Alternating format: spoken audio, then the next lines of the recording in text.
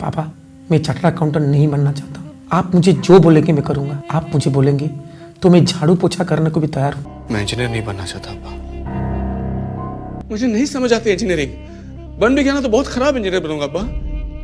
एक दौर था जिसका अच्छा मार्क आता था वो साइंस पढ़ता था, डॉक्टर इंजीनियरिंग में ज्वाइन करता था, और जिसका थोड़ा कम मार्क आता था वो कॉमर्स ज्वाइन करता था। इसलिए रिलेटिव लोग ने सलाह दी उसको चार्टर्ड अकाउंटेंट में भर्ती कर दो, पर उनका मन चार्टर्ड अकाउंटेंट में नहीं था। वो करना चाहते थे जो उनका दिल बोलता था। इसलिए वो चले गए अपने गाँव से बहुत दूर, और वहां जाके देखे जो चीज वो करना चाहते थे उसके लिए एक भी सीट नहीं था। पर वो निराश नहीं हुए, वो हार नहीं माने, वो एडिटिंग कोर्स में ज्वाइन कर गए। अब टाइम था इंस्टीट्यूट से बाहर निकलने का, पर बाहर निकल के करेंगे क्या?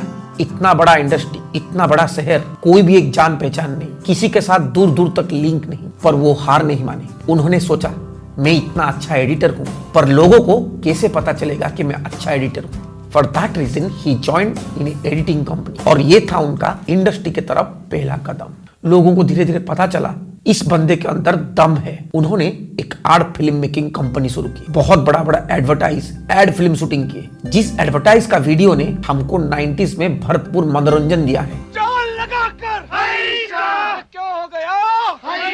आपको याद होगा, जोर लगा के हाईसा। शर्मा जी तो कुछ मानते नहीं, ये फेविकॉल का जोड़ है, जल्दी नहीं टूटेगा। धीरे धीरे एड फिल्म इंडस्ट्री में काम करके बहुत बड़ा नाम कमा लिया। पर उनका सपना था दूसरा कुछ, जो कि अपने अंदर छुपा के रखे थे। उनके फ्रेंड्स जो कि मेडिकल स्टूडेंट थे, उनके हॉस्टल में रुके थे, और वो वहां देखे कुछ फ्रेंड्स एक आस्टर को यूज करते थे। और उन्होंने जब पूछा ये क्या है, कोई दोस्तों ने बोला एक रियल कॉल है जिसमें वो लोग सिगरेट पी के उसका आंच डाल रहे थे। वही से उनका मन में आया, जब कोई पेशेंट हॉस्पिटल में होता है, उनका रिलेटिव, उनका पेरेंट्स कितना सीरियस होते हैं, क्या कुछ खोने के लिए तैयार होते हैं, पर उनके पीछे डॉक्टर लोग कैसे बात करते हैं। मतलब एक डॉक्टर के लिए हर मरीज एक केस है, एक नमूना है। और उसी जगह से उनको मिला उनका पहला मूवी का स्टोरी, जो था मुन्ना भाई MBBS। ए बॉस, हेलो, आनंद बैनर्जी है इनका नाम। अरे इतना बुजुर्ग आदमी है, थोड़ी इज्जत से तो बात कर। अपने जैसे देश में जहां हॉस्पिटल्स की इतनी कमी है, वहां पिछले 12 साल से सब्जेक्ट ने एक बेड ऑक्यूपाई कर रखा। तेरी भैंस की आंख, तेरे को बेड की पड़ी है। तेरे को कैसे मालूम कि जागने की उम्मीद नहीं है? हाँ, क्योंकि मैं एक डॉक्टर हूँ। तू भगवान तो नहीं ना? क्या तू इनके भेजे में घुसा था? दू क्या एक रख के? मैं आज जिनके बारे में बात कर रहा हूं वो और कोई नहीं, वो है mister Rajkumar Hirani, the most creative and most successful director of Indian cinema, जिन्होंने अपना कैरियर में हमको बहुत बड़े तोहफे दिए हैं। जब से बॉलीवुड शुरू हुआ है तब से लेके आज तक ऐसे भी कोई फिल्म मेकर नहीं, ऐसे भी कोई डायरेक्टर नहीं जिनका कोई 100% सक्सेस रेशियो होगा।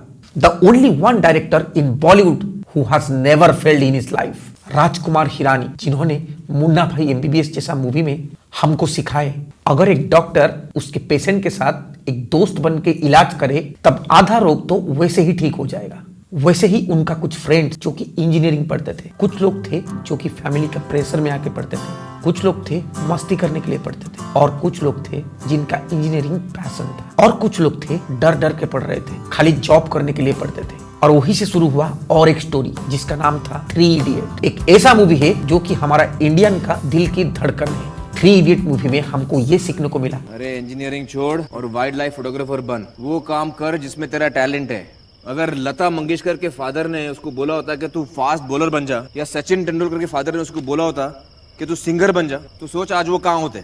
If you really enjoy your work then you don't need to work a day in your life. उन्होंने पूरा देश का पेरेंट्स को बता दिया अपने बच्चे के ऊपर प्रेशर नहीं, उनको वही रास्ता में छोड़ो जो वो जाना चाहता है, तब जाके वो बहुत दूर तक जा पाएगा। कितना बड़ा बजट मूवी क्यों ना आए, कितना बड़ा VFX क्यों ना आए, पर 3 इडियट मूवी हर इंडियन का दिल में हमेशा रहेगा। हमारा नेशन का फादर जो कि महात्मा गांधी है, जिसने हमारा देश के लिए क्या कुछ नहीं किया है। लंदन में पढ़ते थे, इतना बड़ा डिग्री था, वो चाहते तो लंदन में कुछ बहुत बड़ा नौकरी करके आराम से सेटल हो सकते थे, पर सब कुछ छोड़ के वो इंडिया आए और हमारा देश को आजादी दी। पर आज का यूथ बापू को गाली करके खुद को कूल समझते हैं। उनको उनके बारे में कुछ भी मालूम नहीं होता है। खुद को एक कूल बंदा का प्रूफ करने के लिए बापू को कोई भी आके गाली देता है। जब उन्होंने ये चीज देखे तब जाके वो ठान लिए इसी के ऊपर एक मूवी बनाएंगे, और जिसका नाम था लगे रहो मुन्ना भाई। बेटा, कल यहाँ पार्क में मेरे सामने एक नौजवान ने पत्थर मार के बापू के स्टैचू का हाथ तोड़ दिया और फिर खड़ा खड़ा हंस रहा था।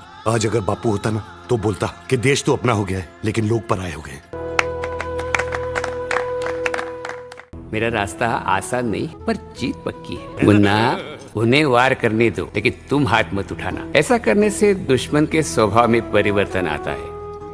लगे रहो मुन्ना भाई में, हमको वो सिखाए। आज हमारे पास बापू नहीं है पर उनका विचार जो कि आज भी जिंदा है। अगर हम अहिंसा के रास्ते में आज भी चलेंगे तब जीत पक्की है। एक बहुत पुराना किस्सा, एक कजन ब्रदर जिसका लाइफ में बहुत कुछ प्रॉब्लम चलता था, पर किसी ने आके उसको बोला तू अपना धर्म परिवर्तन कर, तेरे लाइफ में सब कुछ प्रॉब्लम सॉल्व हो जाएगा। और वो बंदा अपना धर्म परिवर्तन कर दिया, मतलब हिंदू से क्रिश्चियन बन गया, क्योंकि उसका मन में था रॉन्ग नंबर। वही से शुरू हुआ एक नया मूवी का कॉन्सेप्ट। ये पाकिस्तानी नौजवान जिसका नाम सरफराज है धोखा देगा, ये तुम्हारे तन का उपयोग करेगा, भोग विलास करेगा, लेकिन विवाह नहीं करेगा, लापता हो जाएगा ये। जिसका नाम था पीके। जब राजकुमार हिरानी संजय दत्त का जीवन का पूरा किस्सा सुने, वहां उनको एक बहुत बड़ा सीख मिला। एक बंदा जितना भी खराब हो, जितना भी ड्रग एडिक्ट हो, जितना भी अल्कोहलिक हो, जितना भी उसका गलत साथी हो और लाइफ में जितना भी फेल्योर हो, अगर उसका पेरेंट्स का सपोर्ट उसके पास है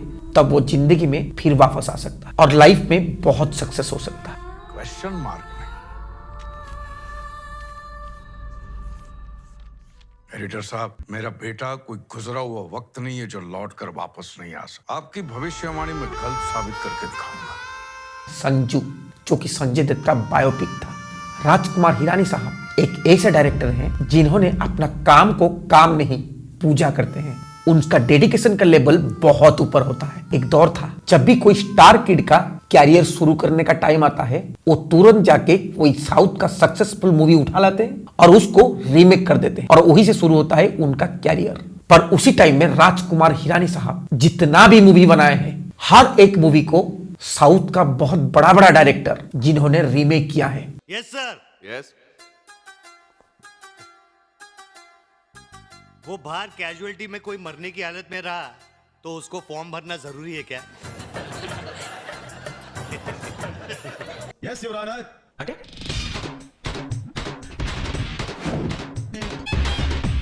అక్కడ క్యాజువాలిటీలో చావు బతుల మధ్య ఉన్నవాడు ఫామ్ ఫిలప్ చేయడం అవసరమా అధ్యక్ష? నిజమే కదండి. Any other questions? Yes, one question.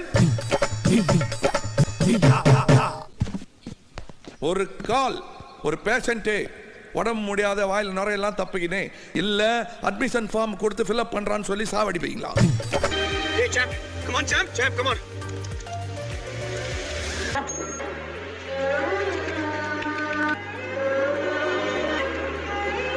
Come on champ, police में चप्पू. राजकुमार हिरानी साहब जिन्होंने अपना प्री प्रोडक्शन जो कि शूटिंग से पहले होता है उस काम में इतना फोकस करते हैं तभी जाके एक बहुत अच्छा स्क्रिप्ट बनता है। सबसे बड़ी बात क्या है पता है? उनका मूवी में कोई भी हीरो नहीं होता, उनका स्क्रिप्ट ही उनका लीड एक्टर होता है। राजू सर की फिल्म की सबसे खूबसूरत बात यह है कि उनकी फिल्म में कोई लीड एक्टर नहीं होता, उनकी फिल्म की जो स्टोरी होती है वो लीड होती है। This is the power of a good writer. Bollywood में ऐसे बहुत एक्टर, बहुत डायरेक्टर और बहुत टेक्नीशियन है जो कि राजकुमार हिरानी साहब को अपना आइडियल मानते हैं, उनसे बहुत कुछ सीखते हैं।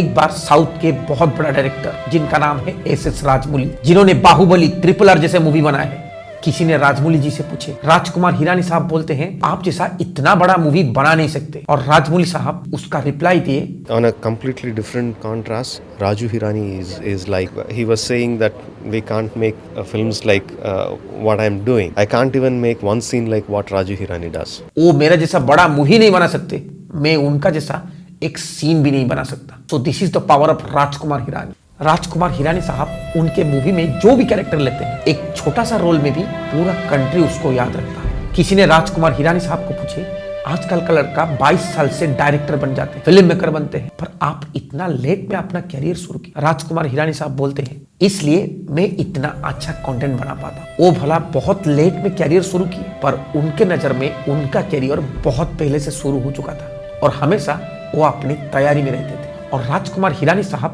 प्रूव कर दिए इंडस्ट्री में आपका कोई भी कनेक्शन नहीं है, आपका कोई भी रिलेटिव इंडस्ट्री में नहीं है। अगर आपके पास टैलेंट है, रिसर्च है, तो आप जिंदगी में बहुत कुछ कर सकते। सोढ़े में जो बबल्स होता है वो जितने भी नीचे हो, एक टाइम पे वो ऊपर आता है। कौन है डायरेक्टर जिससे आप जेलस हो? बहुत सारे, सबसे ज्यादा जेलस हूँ मैं राजू से। हिरानी? हाँ, बिकॉज राजू जो क्रैक कर लिया वो हम क्रैक करने की कोशिश ही कर रहे हैं, अभी तक कर नहीं पाए। वहां से मुझे सामने से कॉल आया सर का, खुद राजू सर का, बहुत हम्बल तरीके से उन्होंने बोला कि आप आके सुनो, अगर सही लगती है तो। मैंने कहा अगर आप मुझे पेड़ भी बना दोगे ना पीछे, मैं खड़ी हो जाऊंगी वहां पे। अगर आप और शाहरुख सर कोई पिक्चर कर रहे हो सिर्फ जस्ट टू सी कि ये दोनों इंसान कैसे काम करते हैं, मैं आ जाऊंगी सेट पे वैसे ही। अगर इस जमाने में कोई हमको शिक्षा के साथ एंटरटेनमेंट देता है तब तो उससे अच्छा कोई हो ही नहीं सकता। एक बार सोचिए, अगर राजकुमार हिरानी साहब फिल्म डायरेक्टर नहीं बन के कुछ दूसरा बन जाते, चार्टर्ड अकाउंटेंट बन जाते, डॉक्टर बन जाते, इंजीनियर बन जाते, हमारा देश को इतना अच्छा मूवी कभी नहीं मिलता। अब रिसेंटली उनका छठा मूवी जिसका नाम है डोंकी रिलीज हो चुका है। बहुत बड़ा बड़ा एक्शन मूवी होता है, बहुत बड़ा बड़ा VFX मूवी होता है, बहुत बड़ा बड़ा थ्रिलर मूवी होता है, पर लोग देखते हैं उसको भूल जाते हैं। पर जो मूवी से हमको कुछ सीखने को मिलता है, जो मूवी के साथ हम इमोशनली कनेक्ट कर सकते हैं, और जो मूवी हमको हंसाता है, रुलाता है, उस मूवी को हम जिंदगी भर याद रखते हैं। इसलिए वो हमेशा कहते हैं सुबह हो गए मामू जादू की झप्पी। क्या एक बोले तो गांधीगिरी में नंबर 1 है। All is well, all is well, all is well, all is well. ये रॉन्ग नंबर है, ये रॉन्ग नंबर है, रॉन्ग नंबर है, रॉन्ग नंबर है ये। शुरू हो गई मामू, सुबह हो गई मामू मामू मामू रे मामू, चंदा मामा सो गए, सूरज चाचू जागे।